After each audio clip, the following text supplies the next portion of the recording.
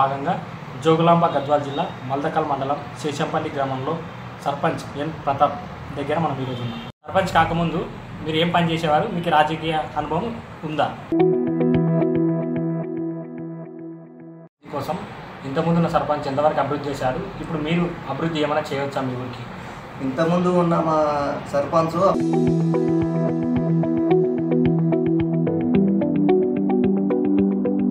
ప్రజలకి మేనిఫెస్టోలో మీరు ఏమైనా హామీలు ఇచ్చారా?